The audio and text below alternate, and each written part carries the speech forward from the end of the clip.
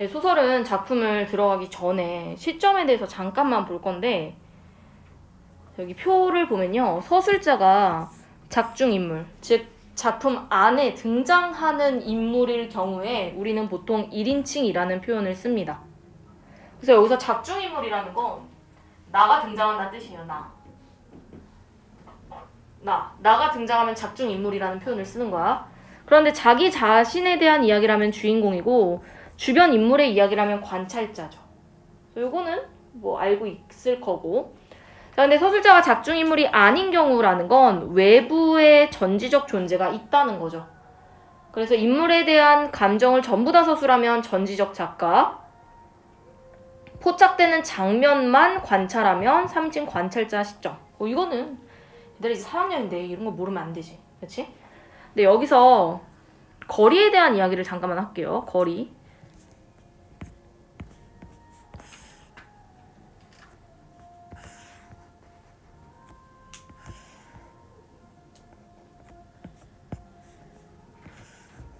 이렇게 잠깐만 놔둘게.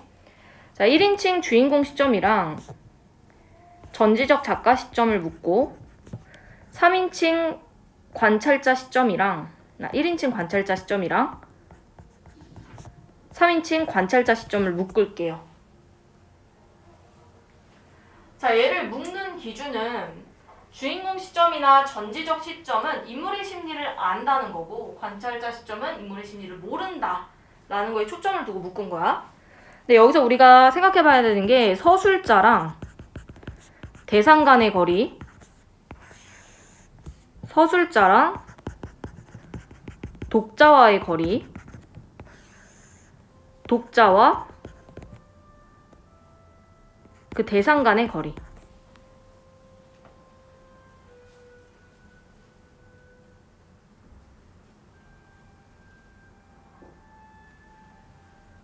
뭔데 이런 노래가 나오나? 뭐지? 자, 여기서 말하는 대상은 뭐냐면 작품에 등장하는 등장인물을 말하는 거예요. 예를 들어 여기가 인물이고 얘가 서술자고 얘가 독자라고 해볼게요. 자, 1인칭 주인공 시점이나 전지적 작가 시점은 서술자가 인물에 대해서 완전 빠삭해. 자, 서술자가 인물에 대해 빠삭하려면 서술자가 인물과 가까워야 되겠죠. 그렇죠? 그래서 서술자와 대상 사이의 거리가 가깝습니다. 그리고 서술자가 지가 알고 있는 걸 독자한테 일일이 다 설명해줘. 그렇기 때문에 독자 귀에다 대고 얘기를 한다고 생각한다면 서술자와 독자 사이의 거리도 가까울 수밖에 없어요. 그럼 이제 독자는 게을러지는 거야. 자기가 굳이 인물에게 가까이 다가가려는 노력이 없어도 서술자가 모든 걸 다 말해주기 때문에 독자는 인물한테 가까워질 필요가 없는 거예요. 그래서 이건 좀 나눠야 되는데 전지적 작가 시점은 독자랑 대상 간의 거리가 멉니다. 굳이 독자가 인물한테 가까이 가지 않아도 돼. 근데 1인칭 주인공 시점은 가까워요. 왜냐면 나가 등장하잖아. 나가 내 얘기를 하잖아. 그러니까 마치 그 인물이 독자 귀에다 대고 말하는 느낌이 너무 강해. 그래서 얘는 독자랑 대상 사이의 거리가 가깝다라고 처리를 합니다. 자, 이제 반대로 생각하면 돼. 관찰자 시점은 서술자가 아는 게 없어. 얘랑 얘 사이가 엄청 멀어. 서술자 대상 사이가 멀어. 근데 심지어 서술자가 지가 아는 게 없으니까 독자한테 알려주는 게 없어. 그러면 독자와 서술자 사이도 멀어요. 그럼 이제 독자는 부지런해질 수밖에 없는 거야. 알려주는 게 없으니까 자기가 인물한테 다가가야 돼. 그래서 관찰자 시점은 독자와 인물 사이의 거리가 가까워요. 이걸 생각하고 봐야지 이해가 가고, 만약에 이거 생각 안 하고 그냥 가깝다 멀다 이런 표현만 접하면 사실 좀 헷갈릴 수 있거든. 근데 이 거리에 대한 건 모의고사 선지에도 종종 나오지만 내신에는 진짜 자주 나오죠. 그래서 요거는 이해만 하고 있으면 될 것 같아. 자, 뒤로 넘겨서 소설을 하나 볼게요. 별로 어려운 소설은 아니고 요거까지만 하면 오늘 끝날 것 같은데 제목을 잠깐 볼래? 원미동 사람들 이거 나와 있는 거 보이죠? 원미동 시인. 자, 원미동 시인은 원미동 사람들이라는 소설집 연작 소설 안에 들어있는 작은 소설이에요. 어디서 많이 들어보지 않았어요? 원미동 사람들? 내가 예전에 살던 데가 원미동 근처거든? 이 원미동이 어떤 공간이냐면 얘들아, 내가 옛날에 부천에 살았는데 부천 근처에 있는 지역이고 내 친구가 경찰이 발령이 났었는데 그때 원미동으로 발령이 났어. 근데 걔가 엄청 싫어했어. 왜냐면 원미동이 전국에서 사건 사고가 제일 많기로 유명한 동네 중에 하나야. 왠 줄 알아? 못 사는 동네야. 그러니까 이 동네가 어떤 동네냐면 지방에서 서울로 올라왔는데 돈 없는 사람들이 서울 변두리 지역으로 터를 잡거든. 그 중에 하나가 부천이고 그 중에 하나가 원미동이에요. 부천 원미동. 지금도 똑같아. 원미동 가면 동네 자체가 엄청 낡았어. 그래서 좀 범죄도 많이 일어나고. 근데 작가가 제목을 굳이 원미동 사람들이라고 지은 이유는 뭐냐면 여기 나오는 원미동 사람들이 굉장히 소시민적인 태도를 많이 보여. 소시민. 소시민이라는 건 그럼 뭐야? 저번에 말해주지 않았어? 소시민? 어떤 자본가 계급과 노동자 계급 사이에 낑겨있는 계층이다 보니까 남한테 관심이 없어요. 그래서 보통 안일하거나 아니면 이기적이거나 이런 성격을 보이면 소시민이라고 한단 말이죠. 그래서 이 원미동 사람들에 나오는 모든 인물이 소시민적이고 이기적이고 이런 건 아니지만 대부분의 인물군이 여기에 해당한다는 거. 그래서 이거는 어떻게 따져보면은 시트콤이라고 생각하면 돼. 자, 시트콤 생각해봐. 매회 등장하는 등장인물들은 똑같아. 근데 매회 에피소드가 다르죠. 이 원미동 사람들 연작소설이 딱 그거예요. 안에 다양한 소설이 있지만 그 안에 들어가 있는 에피소드가 다 다르다라는 거 생각하면 되고. 자, 뒤에 있는 보기 먼저 보도록 할게요. 되게 중요한 보기라서 별표 좀 칠게. 독자 입장에서 그 서술이나 논평을 믿기 어려운 서술자를 신뢰할 수 없는 서술자라고 하는데 대표적인 게 어린아이입니다. 자, 서술자로서 어린아이는요, 대체로 그 자신이 사건의 중심이기보다는 어른들의 세계에 대한 관찰자 역할입니다. 일반적으로 어린아이 서술자는 어른들과는 달리 순수한 시선으로 세상을 바라보기 때문에 어른들의 세계를 제한적으로 인식하지만 때로는 어린아이답지 않게 조숙함을 바탕으로 뛰어난 사리 분별력을 보이기도 한다. 자, 이런 서술 설정은 오히려 어른 세계의 부조리함을 폭로하기도 한다. 자, 이걸 보여주는 대표적인 작품이 아마 들어봤을 수도 있어. 사랑손님과 어머니예요.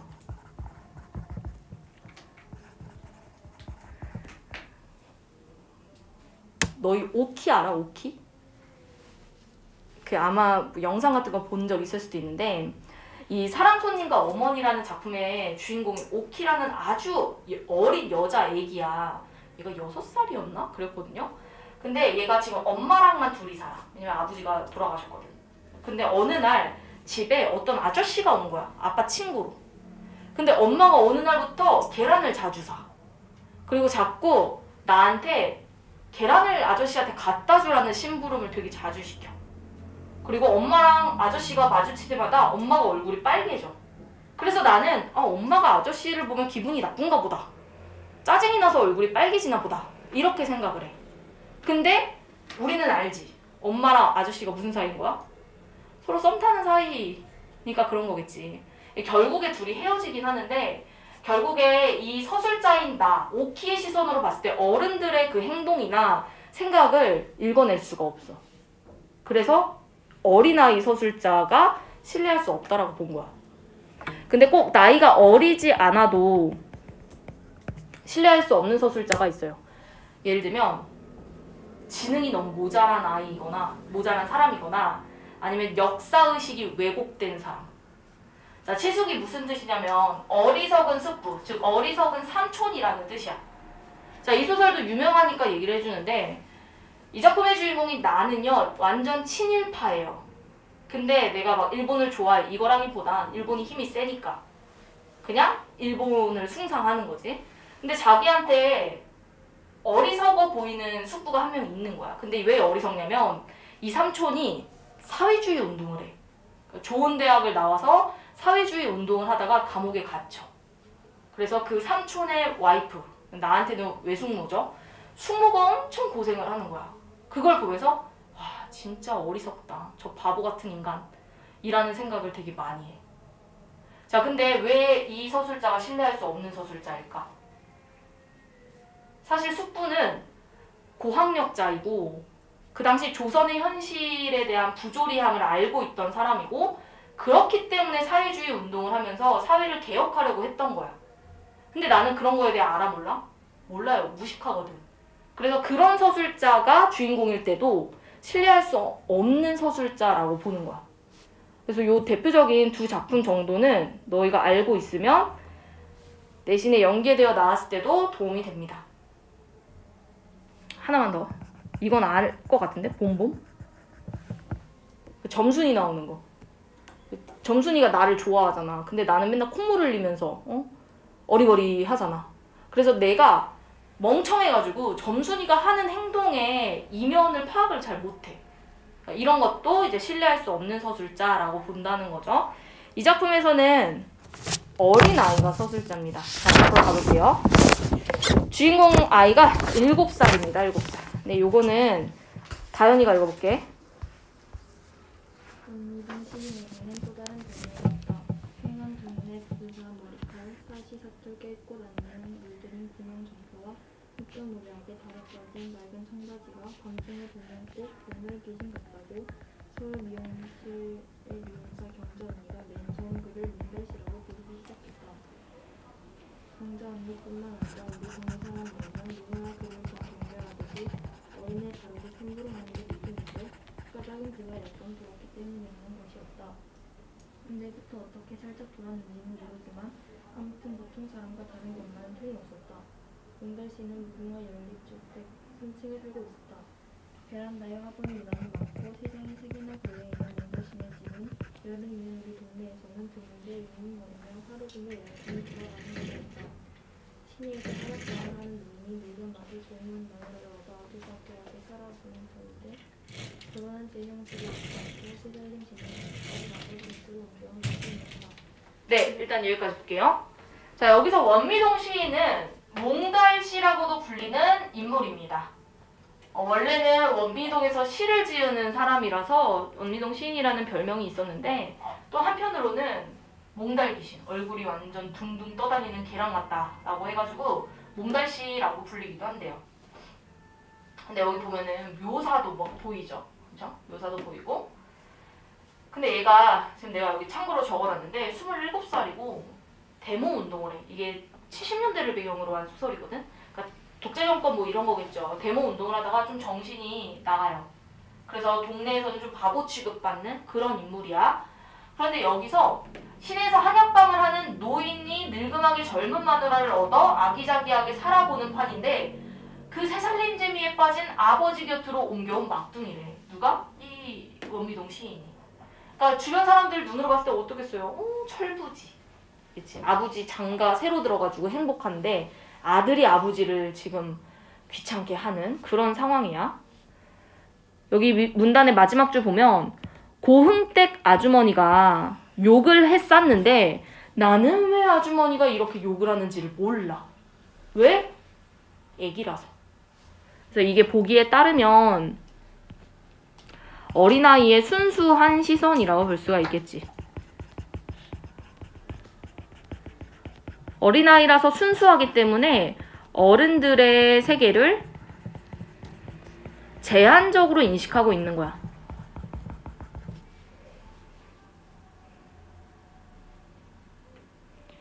아버지도 나름 신혼인데 그러면 알아서 아들이 빠져줬었어야지 라고 하면서 이제 아줌마가 엄청 욕을 하는데 나는 왜 아빠랑 아버지가 같이 살면 좋은 거 아닌가? 이런 느낌인 거죠. 자, 밑에 문단은 선혜가 읽을게. 난 몽달씨에게 친구가 있다면 아마 내가 유일할 것이다. 몽달씨 나이가 27이라니까 나보다 20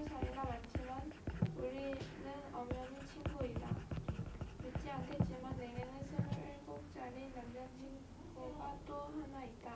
우리 집 옆 형제 슈퍼의 김반장이 바로 또 하나의 내 친구인데 그는 원미국 24호 골반의 단장으로 누구보다 씩씩하고 재미있는 사람이었다.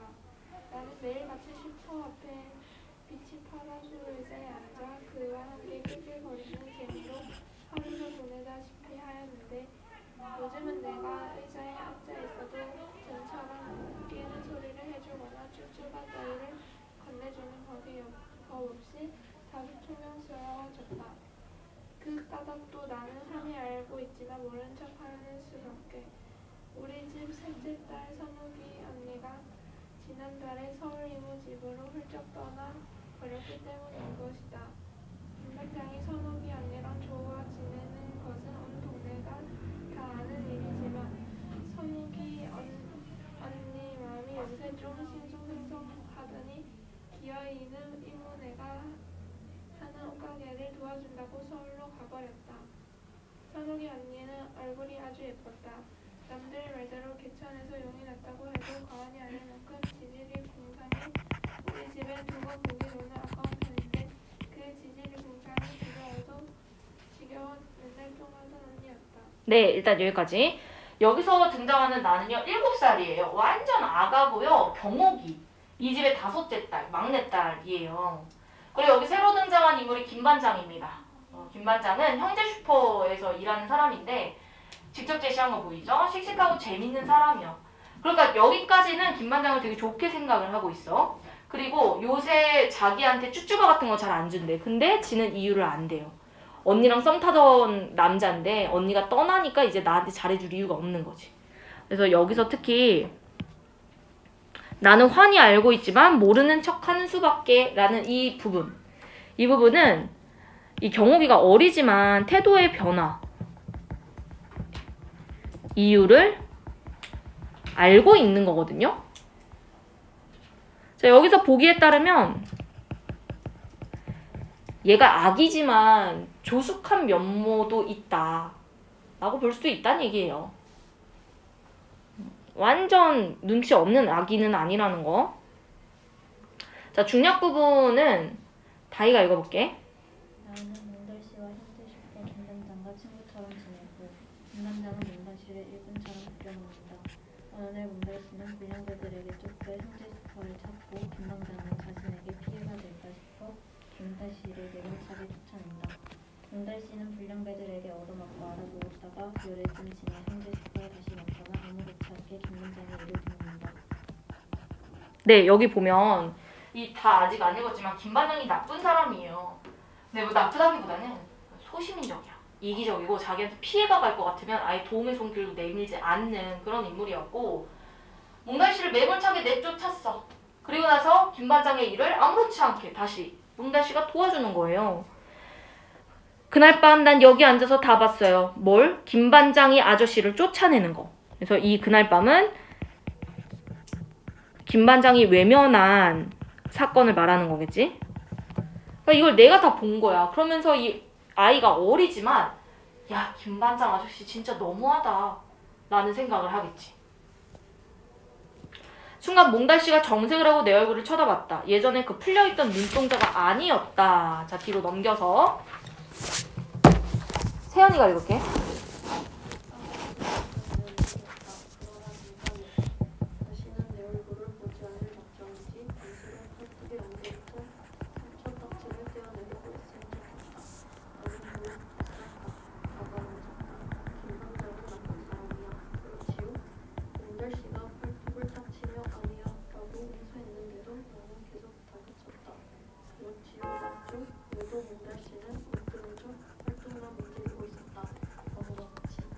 기억상실도 아니면서 나는 자꾸만 약이 올라 견딜 수 없는데도 몽달 씨는 마냥 단정만 들고 있었다. 슬픈 시가 있어 들어볼래? 누가 그따위 시를 듣고 싶어 할 줄 알고 내가 입술을 뒤죽 내밀거나 말거나 몽달 씨는 기어이 시를 들고 있었다. 다른 가지로 자기 몸과 마음에 바람을 들이는 저 은사시 나무는 박해받는 선교사 같다. 그러나 다시 보면 저 은사시 나무는 박해받고 싶어하는 선교사 같다. 너 글씨 알지 자 이거 가져 나는 다 외웠으니까. 몽달씨가 구깃구깃한 종이쪽지를 내기로 내밀었다. 아주 슬픈 시라고 말하면서 시는 전혀 슬픈 것 같지 않았는데도 난 자꾸만 눈물이 나려 하였다. 자, 여기 보면은 사실은 몽달씨가 정말 멍청한 사람은 아닐 수도 있어. 근데 이제 이 사람이 이 사회를 살아가는 방법의 하나일 수도 있는 거예요. 모르는 척하고 바보인 척하고 하는 게. 그러면서 이제 어린아이가 김반장 아저씨 되게 나쁜 사람이야 라고 했을 때 아니야 라고 하면서 이제 응수를 두는 거지. 그리고 나서 이 몽달씨가 시인이잖아요. 원미동 시인. 그래서 시를 쓰는데 저 은사시 나무는 박해받는, 즉 고통을 받는, 괴롭힘을 당하는 순교자 같다 라는 말을 해. 근데 지금 상황을 좀 비교해서 생각을 해보면 지금 박해를 받는 사람이 몽달씨거든요. 그러니까 몽달씨가 지은 이 시는 사실은 자기의 상황을 비유적으로 표현한 시일 수도 있다는 거야. 물론 이 아이는 그게 무슨 뜻인지는 모르겠지만. 그러면서 이제 바보 같은 몽달씨 점점점 이러면서 이제 끝나는 거죠. 그래서 이 작품의 주제는 물론 이 부분만을 보고 다 확인할 수 있는 건 아니지만 소시민적 근성에 대한 비판이에요. 특히 여기서는 소시민의 모습을 보여주는 게 김반장이죠. 비판적 시각이 있다라고 보면 되고, 자, 이게 7, 80년대인데 여기는 특히 80년대 원미동을 배경으로 하고 있고 소시민으로서의 생활 공간이다 라고 생각하면 돼. 그러니까 쉽게 생각하면 돈 없는 사람들이 모인 집단이다 보니까 좀 이기적일 수밖에 없다라는 거지.